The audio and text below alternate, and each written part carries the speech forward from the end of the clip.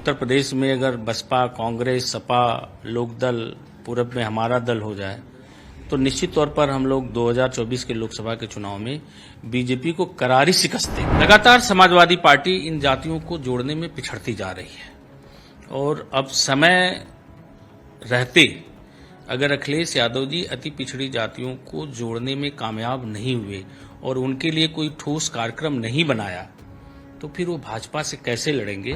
बसपा के लोगों ने मुझसे संपर्क किया था। हमारा सिद्धांत जनवादी समाजवादी विचारधारा जो है वो अखिलेश जी के साथ मेल खाता है, लेकिन अखिलेश जी को तय करना है कि वो लड़ाई लड़ेंगे या फिर बीएसपी को मौका देंगे। और हम लोग भी देख रहे हैं चूंकि तो अगर ये संभावनाएं अखिलेश जी तैयार करेंगे तो निश्चित तौर पर हम लोग साथ रहेंगे। और अगर संभावनाएं बनती नजर नहीं आई तो जहां इन पिछड़ी जातियों का हक सम्मान सुरक्षित होगा, जहां हमारी विचारधारा सुरक्षित होगी, वहां हम जाने के लिए स्वतंत्र होंगे। तो क्या आप अगर बीजेपी की तरफ से कोई ऑफर आता है तो क्या बीजेपी के साथ आप गठबंधन करेंगे? देखिए, औपचारिक राजनीति नहीं है, न उनकी कोई विचारधारा है, न विजन है, न दर्शन है। उन्हें अपनी व्यक्तिगत हितों की राजनीति करनी है।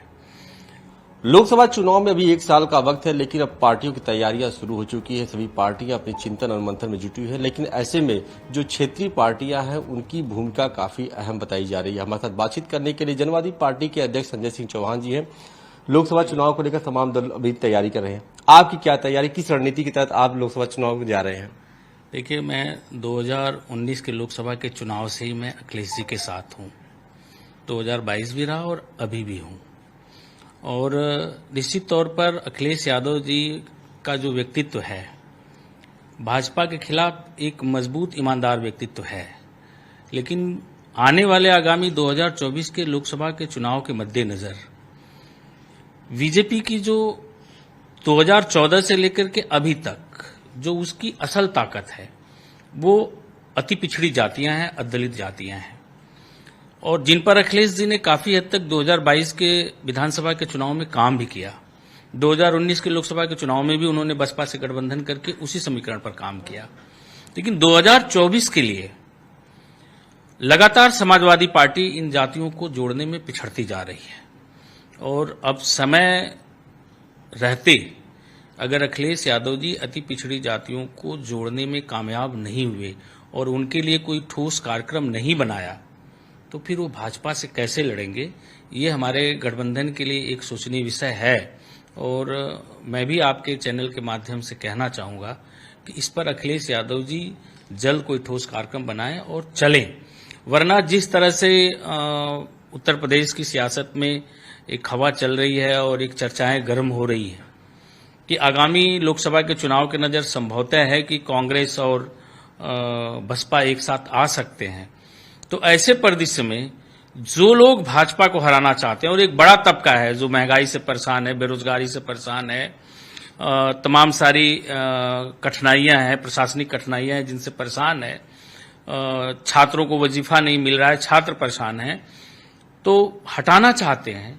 वे तबका अखिलेश जी को कमजोर दिखेगा तो वो कांग्रेस और बसपा अलायंस के साथ जैसा संभावनाएं बन रही हैं, अगर बना तो उधर चला जाएगा तो समाजवादी पार्टी काफी पीछे हो जाएगी। और ऐसे में हम लोग भी उनके साथ खड़े हैं, तो हम लोग भी अपने 2024 की स्ट्रेटेजी के लिए पुनर्विचार करने के लिए मजबूर हो जाएंगे। आप भी दलित पिछड़ों की बात करते हैं, बसपा सुप्रीमो भी हमेशा से दलित पिछड़ों की बात करती रही हैं, और अब जो तैयारी दिख रही है कि लगातार वो बैठकों का दौर शुरू हो चुका है और हर दिन मायावती अपने पार्टी के साथ प्रोग्रेस रिपोर्ट ले रही हैं। ये कहा जा रहा है कि चर्चाएं भी हो गई दिल्ली दरबार में भी कि आईएनसी के साथ अभी गठबंधन हो सकता है। ऐसे में कई और जो छोटे छोटे दल हैं वो भी अब उनके साथ जाते हुए नजर आ रहे हैं। अगर हम बात करें तो महान दल ने भी अपना समर्थन दे दिया है। जनवादी पार्टी की तरफ से क्या कोई इसको लेकर कोई बातचीत हुआ है बसपा सुप्रीमो से? देखिए, अभी हमारी कोई बातचीत नहीं हुई है, लेकिन बसपा के लोगों ने मुझसे संपर्क किया था। हमारा सिद्धांत जनवादी समाजवादी विचारधारा जो है वो अखिलेश जी के साथ मेल खाता है। बहन जी निश्चित तौर पर डिप्रेस सोसाइटी की बात करती हैं, लेकिन जब डिप्रेस सोसाइटी के हक और लड़ाई में पूंजीवादी व्यवस्था हावी हो जाती है तो वहां लड़ाई गौड़ हो जाती है। अखिलेश जी का वो व्यक्तित्व तो नहीं है, लेकिन अखिलेश जी को तय करना है कि वो लड़ाई लड़ेंगे या फिर बीएसपी को मौका देंगे। और हम लोग भी देख रहे हैं, क्योंकि हमारी भी अपनी कम्युनिटी का एक बड़ा वोट बैंक है उत्तर प्रदेश में, और हमारा संगठन भी है, मजबूत संगठन है, और लगभग 30-35 लोकसभा सीटों पे प्रभावशाली वोट है। हमारे लोग भी चाहते हैं कि हमारा नेता अगली बार लोकसभा लड़ा था, बीजेपी के लोगों ने जबरदस्ती हरा दिया, फिर इस बार सदन में जाए, ताकि देश की सदन में एक भी चौहान का प्रतिनिधित्व नहीं है वो दिखे, ताकि हमारे लोगों के हक और हकूक की लड़ाई लड़ी जा सके सदन के अंदर भी। तो अगर ये संभावनाएं अखिलेश जी तैयार करेंगे तो निश्चित तौर पर हम लोग साथ रहेंगे, और अगर संभावनाएं बनती नजर नहीं आई तो जहां इन पिछड़ी जातियों का हक सम्मान सुरक्षित होगा, जहां हमारी विचारधारा सुरक्षित होगी, वहां हम जाने के लिए स्वतंत्र होंगे। पूर्वांचल से आते एक नेता है ओम प्रकाश राजभर, उनका भी एक बड़ा प्रभाव रहा है 27 से 28 सीटों पर। वो कभी समाजवादी पार्टी के साथ हुआ करते थे, हालांकि उन्होंने अपना रास्ता अलग कर दिया, वो बीजेपी की तरफ उनका एक प्रेम दिख रहा है।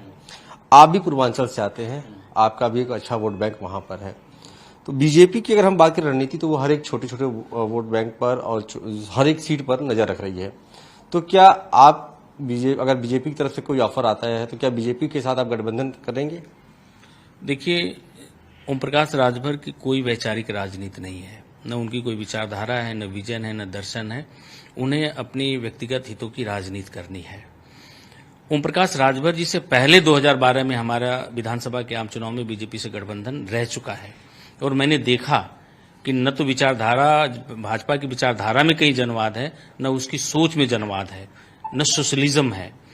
तो मैं उसी समय तय कर लिया कि मैं बीजेपी के विचारधारा के साथ अडॉप्ट नहीं कर सकता, इसलिए हम अखिलेश यादव जी के विचारधारा के साथ जुड़े, अखिलेश यादव जी के साथ जुड़े, क्योंकि मेरी विचारधारा जुड़ रही है। बार बार ओम प्रकाश राजभर कहते हैं कि, और बार बार चूंकि उनको मीडिया का प्लेटफॉर्म मिलता है, 2022 के लोकसभा के चुनाव में कई प्लेटफॉर्म पर उन्होंने कहा कि मेरी वजह से समाजवादी पार्टी को सीटें मिली। जहां जहां राजभर वोट है उससे ज्यादा चौहान वोट है, और चौहान पूरी तरह से भाजपा का इंटैक्ट वोट था। 2022 में हमने काम करके उस वोट को सपा गठबंधन की तरफ जब मैं लाया, तो पूर्वांचल में समाजवादी पार्टी इतनी सीटें जीत करके लाई। आप ओम प्रकाश राजभर का इतिहास उठा करके देख लीजिए, 26 लोकसभा सीटों पर उनका प्रभाव है, लेकिन अगर वो अकेले 2019 के लोकसभा के चुनाव में लड़े तो उन 26 लोकसभा सीटों पर कितना कितना वोट पाए हैं। कहीं 10,000 वोट पाए, कहीं 4,000 पाए, कहीं 5,000 पाए, कहीं 12,000 पाए। कहीं परफॉर्मेंस उनका अच्छा नहीं रहा। उनका पार्टी तभी मजबूत है जब किसी मजबूत दल के साथ खड़ी है। उनका जो व्यक्तिगत जनाधार है राजभर बिरादरी का, वो 4-6 जनपदों में और 5-6 सीटों पर प्रभावशाली वोट है। बाकी सीटों पर कहीं 20,000 है, कहीं 25,000 है, कहीं 50,000 है। और आने वाले समय में वो कब किसके साथ खड़े हो जाएंगे, क्योंकि जब उनकी कोई राजनीतिक विचारधारा ही नहीं है, उनको व्यक्तिगत हितों की राजनीति करनी है, अपने परिवार की राजनीति करनी। 16 टिकट भाजपा समाजवादी पार्टी ने गठबंधन में दिया था, सारे के सारे टिकट बेचे, और उन 16 टिकट में खुद लड़े और बेटा लड़ा। क्या उत्तर प्रदेश में और कोई राजभर नहीं था जिन राजभरों की वो बात करते हैं? तो निश्चित तौर पर उनकी राजनीति उनके समाज में हाशिए पर खड़ी है, और वो अपनी राजनीति को बचाने के लिए वो चाहते हैं कि मैं भाजपा के साथ खड़ा नजर आऊं, ताकि राजभर को लगे कि मैं सत्ता के साथ हूं तो मेरा वोट इकट्ठा रहे। 2019 लोकसभा चुनाव से पहले विपक्ष एक बार लामबंद हुआ था, एक विपक्ष ने अपनी ताकत दिखाई थी, हालांकि उसको वो सफलता नहीं मिली। एक बार फिर पटना में पूरा विपक्ष इकट्ठा हो रहा है, तो अभी विपक्ष के नेता, उसमें समाजवादी पार्टी के राष्ट्रीय अध्यक्ष अखिलेश यादव भी जा रहे हैं। उत्तर प्रदेश की ओर से, क्योंकि देश में सबसे बड़ा राज्य, सबसे ज्यादा लोकसभा सीटें हैं, तो क्या लगता है कि एक बार जो रणनीति पर काम हो रही है, ये 2024 में बीजेपी के रथ को रोकने में कामयाब होगी? देखिए, उत्तर प्रदेश में अगर बसपा, कांग्रेस, सपा, लोकदल, पूरब में हमारा दल हो जाए, तो निश्चित तौर पर हम लोग 2024 के लोकसभा के चुनाव में बीजेपी को करारी शिकस्त देंगे। और अगर कांग्रेस यह सोच रही है कि यूपी में भी सपा को अगर अलग हट करके कोई गठबंधन भी बनाने का प्रयास करती है, तो कहीं न कहीं भाजपा को वो एक तरह से मौका देगी जीतने का। तो मैं यह भी आपके मन से कहना चाहूंगा कि कांग्रेस और बसपा भी ये ध्यान रखे कि वो समाजवादी पार्टी को गठबंधन में लेकर के ही भाजपा के खिलाफ एक मजबूत अलायंस खड़ा कर सकती है। शुक्रिया सर, हमसे बातचीत करेंगे। ये थे जनवादी पार्टी के अध्यक्ष संजय सिंह चौहान का साफ तौर पर कहना है कि लोकसभा चुनाव में अगर बीजेपी को रोकना है तो छोटे छोटे दलों को और हर एक जातिगत समीकरण को अगर बनाकर चला जाए तभी जो है वो समाजवादी पार्टी के साथ, क्योंकि ये इनका अलायंस है, तो जिस तरीके से बीजेपी जिस रणनीति पे काम करे उसी रणनीति पे अगर सभी दल काम करेंगे तो जाहिर सी बात है कि बीजेपी के विजय रथ को रोकने में कामयाबी मिल सकती है। वीडियो जर्नलिस्ट समीर के साथ अश्विनी सिंह, पंजाब केसरी, लखनऊ। हमसे जुड़े रहने के लिए हमारे YouTube चैनल को सब्सक्राइब करें और नई वीडियो की नोटिफिकेशन के लिए बेल आइकॉन को दबाएं।